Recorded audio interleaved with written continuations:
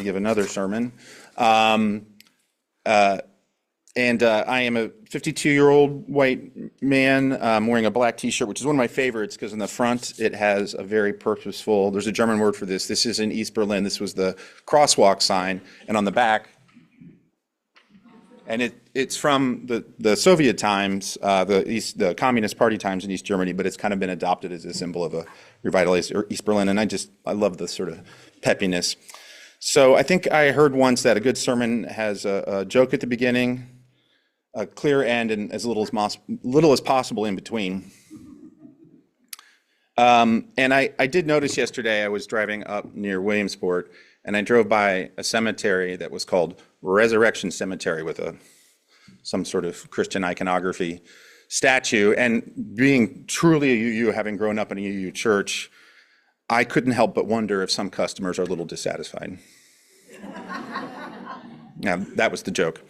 So, externalities, okay? Externalities. Remember that word, I'll come back to it. Can you do the first slide, please, Claire? Amarillo is a word that means yellow in Spanish, and it is the name of this horse in 1993. Keep that in mind. Picture a lush rainforest. There's a small farm carved out of short but steep hills. The house is on stilts to be above ground to protect from snakes and other threats like scorpions or stinging insects. It is all wood with a tin roof, no glass in the windows, a very cozy front porch, and an open-air kitchen in the back left corner where the mother uses firewood to cook meals 2 times a day. The ground level is like a workshop. It's a productive tangle of tools, farm implements, empty bags, storage containers, and every wood column that are the stilts for the house has many nails and hooks with many useful things hanging from them. From one of these hooks, I grab a simple plastic, it's basically a bridle. It's that kind of like cheap rope that's made from plastic twine that's been interwoven with an O-ring. And so it can make a bridle once you get it over a horse's nose. If you understand horses, that's about as good as I can do in explaining it. So I grab this, which is my morning routine, and I walk over to Amarillo. I set off up the hill. These are steep hills, but not very high. Actually quite a bit like some of the hills around here, I think. And I walk by the outhouse, the outdoor shower, in search of my ride. And I see this not very tall horse, this one, more like a tallish pony munching grass and giving me that certain side eye of mild willfulness that a lot of horses I feel like are able to do quite well. Neither one of us want to be here doing this. After several failed attempts to literally corral Amarillo, the farmer with whom I am living while doing this anthropology research, who is also not very tall compared to me. I think you can do the next picture. Yes. Claire, it's good you're on point because I may have to go back and forth. So his name is Adria, and he's not very tall compared to me. So he comes up with this twinkle in his eye and a mix of both amusement and contempt on his face. I think he does want to be here. It's his chance to demonstrate his skill with the horse and with the tools of his life, like the bridle. That's fair enough. See, you can go to the next slide. You can skip one more. So I was in this part of Costa Rica, which is called Talamanca, in March of 1993 as part of my education. And it's usually the case when relatively privileged U.S. youth to go to some post-colonial and or tropical and or poorer country, I think the education ran both ways. Because Adria, the farmer, and the hosts for my time there certainly enjoyed having a Yankee, meaning a North American, in his home, and he really liked to quiz me on all manner of topics. So can you do the next? So that's Talamanca. You can see that straight line is the border with Panama. And then I zoomed in. That's a zoom in. I was roughly in that spot, which it's really cool that the maps exist today because I remember, you can see there's, I think, a little town called Bribri on the map. Well, it's the more below the red. Yeah. Oh, yeah, there it is. So that was actually part of a native Bribri is a native tribe that was the town. And where I was literally on the edge of their reservation in land that was, it's complicated in Latin America, if you know Latin America, but sort of not claimed by anyone, but had farmers living on it. So I had torn up my knee a few months prior to going to Costa Rica. I had torn my ACL, my anterior cruciate ligament, and I was recovering from a repair surgery, so I was walking around with a brace. Can you go back to the first picture? And you'll see, if you look very closely, thank you, Claire, I'm wearing a brace in that picture. So my mentor, now go forward 2 pictures, sorry about this. One more. The gentleman on the far right, so he was a Costa Rican anthropologist. So he had this idea that I would be better off with a horse to navigate the 18 or so farms that were sprinkled over those coastal low-range mountains, interviewing people. So off I headed, me and Amarillo, down the slope with the farm behind me, and I have a feeling Adria's like slightly patriarchal gaze following me out of sight. He loved to tell this joke to his friends and neighbors. I'll tell it to you in Spanish and then I'll translate it. Mira, sabes que un caballo tiene 4 patas, pero ¿qué caballo tiene 6 patas? Amarillo cuando tiene Jordi. What that means is, hey, everybody knows as a horse has 4 legs, right? Which one has 6 legs? Jordi when he's riding Amarillo. Because I'm so tall, you get the joke. I smiled every time, somewhat grudgingly, mostly because I heard it so often. This poor Amarillo, the horse, was, that atmosphere, by the way, is terrible for horses and cows. Adria was from the northwest of Costa Rica, where he was born in a place called Guanacaste, which is a very dry, almost California-like climate, which is pretty good for horses. And in the search for land, because he was pushed off of lands up there due to population growth and other things, he had come to basically the south, the somewhat Appalachian-like region of Costa Rica to make his life carving out a farm on these unclaimed lands. And so he brought all the farming practices he knew from Guanacaste, which were completely ecologically inappropriate. And I'm on a side note here, but I remember he was looking over an expanse of this very steep gully that had been cut to grow beans and had some cows grazing on it. And he was like, look how beautiful this is. And I was looking at this cow that had parasites crawling under its skin and looked really skinny, thinking, well, okay, we have a different idea of what's beautiful. But anyway, so Amarillo was not a very vital horse. And as you saw, he wasn't very tall. And at the time, I didn't mean to make this a beefcake presentation about Jordi, but I was 6'2", 200 pounds. And every step he took, he sighed. And he would sort of glance backwards. Yes, and my liberal mind felt 4 full centuries of literal white man's burden with every glance of guilt and shame, every glance over his shoulder of the guilt and shame that I felt. So we're going down the hill. As soon as we were out of sight, I would get off of the horse and I would walk Amarillo. And then I would remount him when I was in sight of any other farm, because all of the male farmers had pretty strong ideas of what a real man should do, and me walking a horse would have been somewhat scandalous. You know, my masculinity was already in doubt in Adria's mind, the farmer I spent the most time with, because his 8-year-old daughter could easily out-milk the dairy cow, you know, with her bare hands. And I'm like, of course she could. But he, again, found that very more amusing. In truth, I am often, I think maybe if people have an idea of me, I'm often far more practical than ideological. And part of the reason I got off of Amarillo is because literally I was faster with walking him than I was on him. So, you know, worker resistance, even across species, can work. I was there with an assignment to find out using ethnographic methods, which is from anthropology. It means trying to understand deeply the perspective of people in another cultural position through interviews and being reflective. So I was using ethnographic methods to interview the farmers about what they thought about recope, which you may have heard of because it is the very large, it's the equivalent, Spanish equivalent of British Petroleum. It's the large fossil fuel company that's based in Spain. And they were thinking about doing some strip mining for coal. Again, echoes of Appalachia. If you know much about how these things go, here comes a shocker. Talamanca is poorer than the rest of Costa Rica, is blacker than the rest of Costa Rica, and is literally at the edge of development. So it also happens to be where, you know, you find coal. So in 1993, that is what scholars, especially a man named Robert Bullard, if you're interested in looking him up, he was one of the first people to talk about environmental racism. And he himself was studying what people in rural North Carolina, overwhelmingly African American, were describing as their experience being exposed to pollution. So that was sort of the term in the air, both in the advocacy world and in the scholarship. So my assignment was to understand the ground truth of what these Costa Rican land squatting farmers thought about this potential industrial mining project. Well, I was very well versed, and I still am, this is probably for Claire more than anybody else, unless you studied anthropology. I was well-versed in the existential angst of anthropology's roots in the same colonial and conquistorial processes, so anthropology feels guilty about the fact that it itself is rooted in the same processes that have made the modern world of inequalities that we live in. Did I get a thumbs up? Okay. And there is a certain irony, of course, that I grew up in Appalachia, East Tennessee, and I left there to go to, I don't know if it's actually geologically Appalachia, but it looks and feels a lot like it sociologically, to learn about something about these processes of environmental racism that I very easily could have learned here in the United States. And I do think it matters to acknowledge that was part of, my privilege, but I don't particularly find it useful to dwell a lot on some sense of purifying guilt. No amount of my guilt will undo that social reality.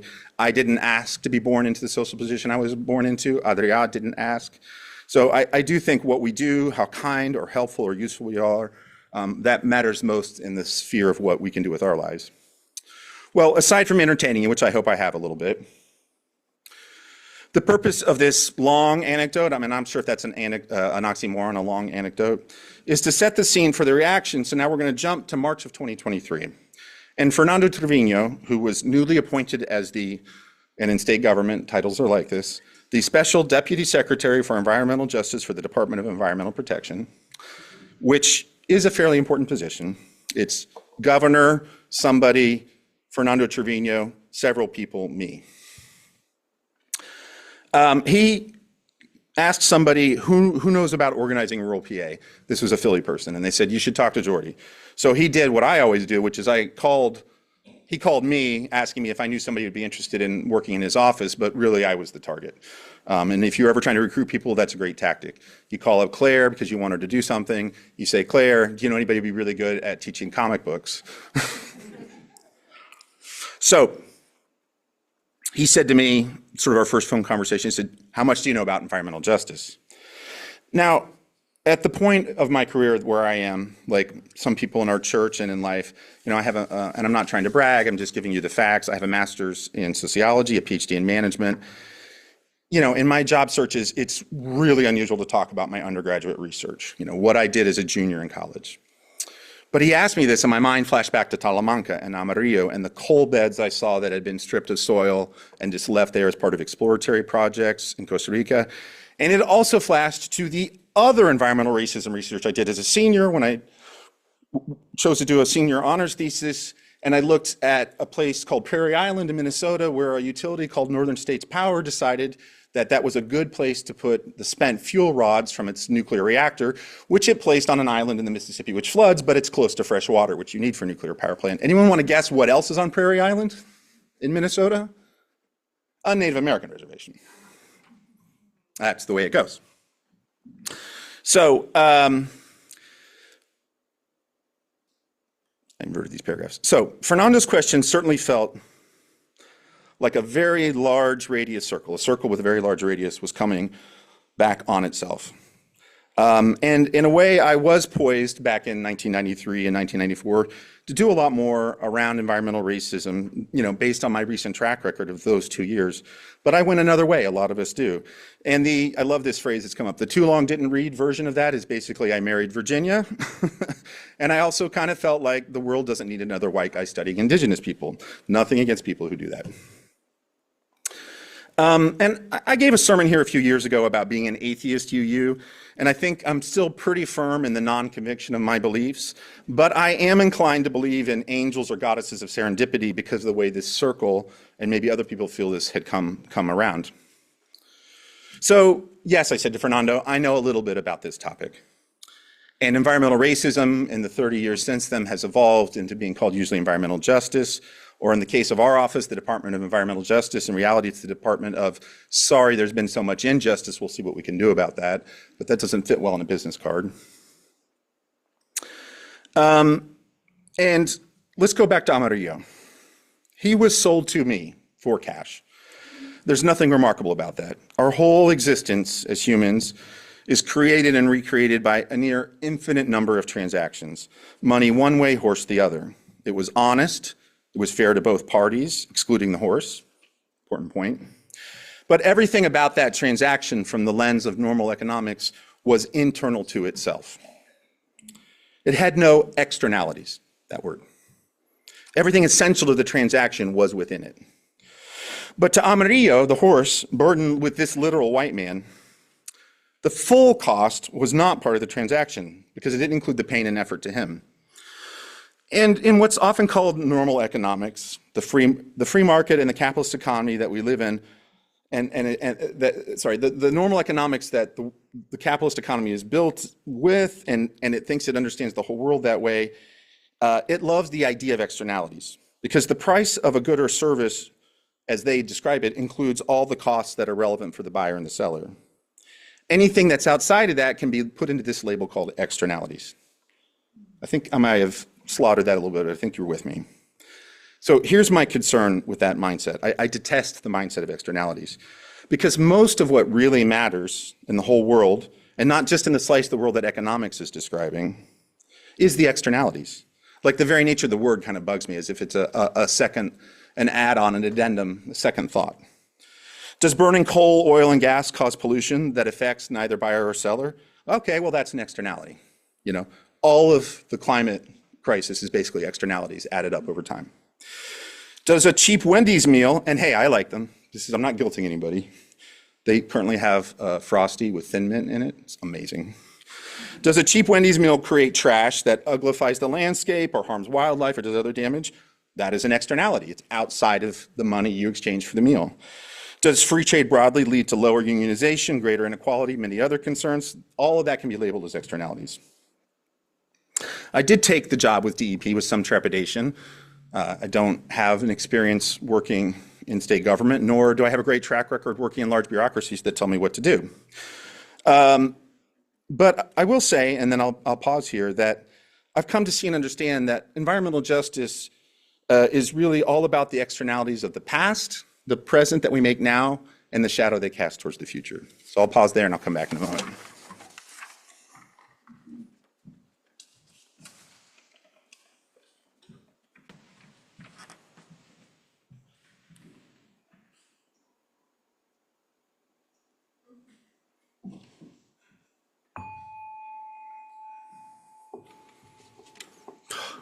That is very satisfying. The ringing. So, externalities.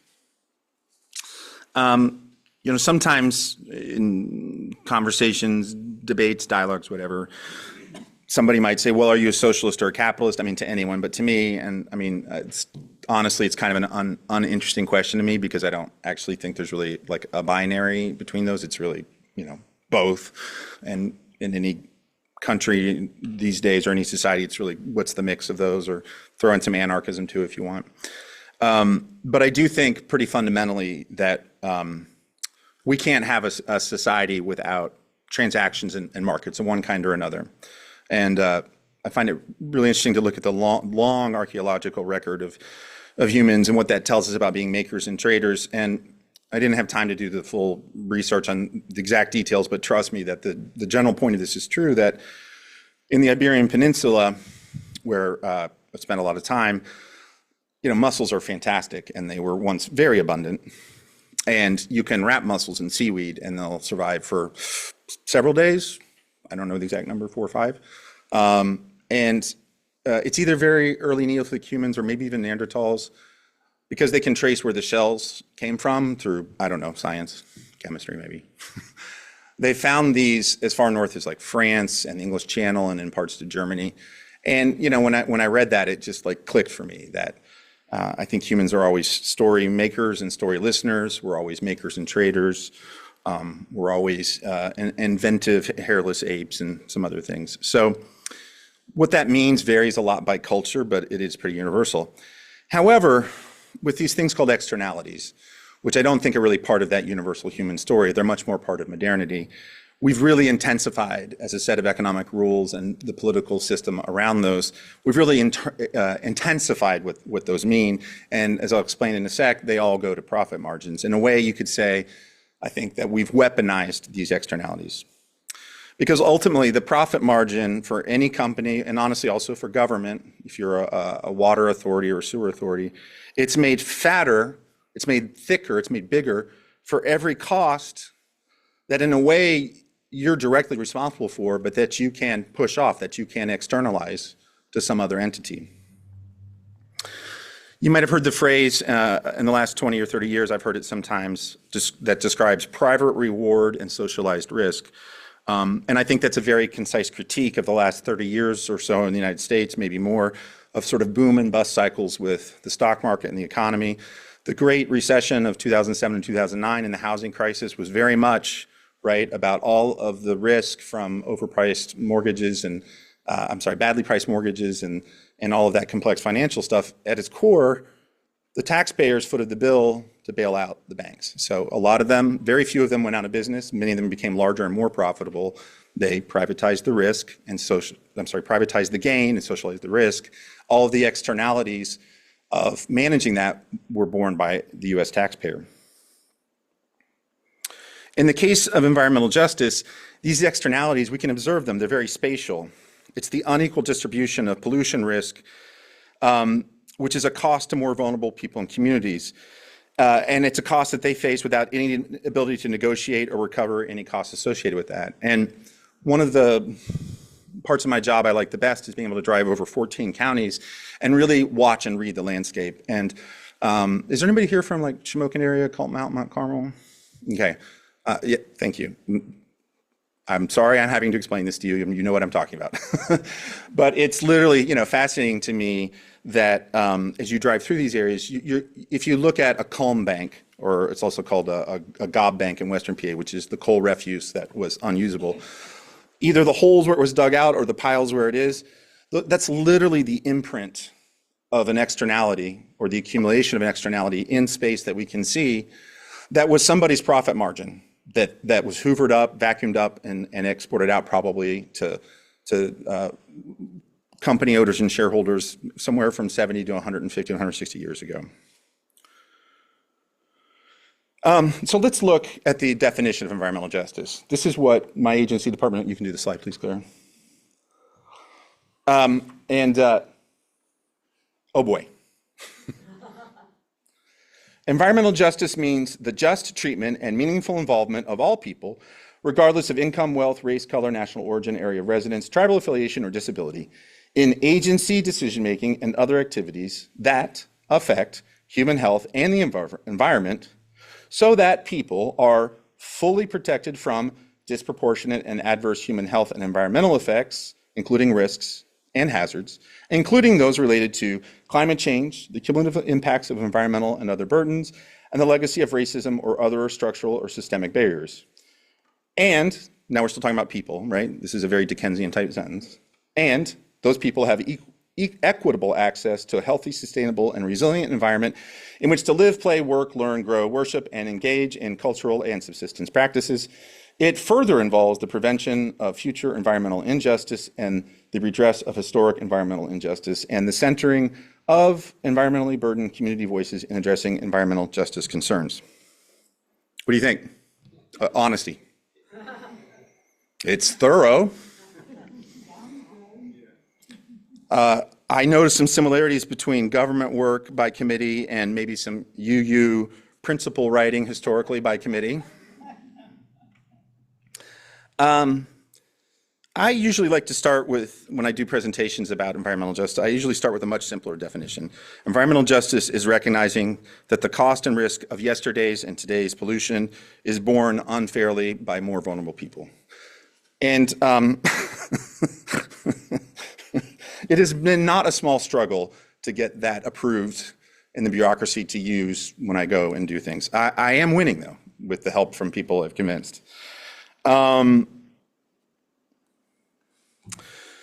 But I think between this definition, which in a way is good because of how complete it is, but is not very useful in terms of outreach or talking to normal people, that the very picture of environmental injustice, right, the fact that it exists and the need for our work in our office is because we're dealing with the imprint, I mentioned this, the literal spatial imprint of all of these externalities.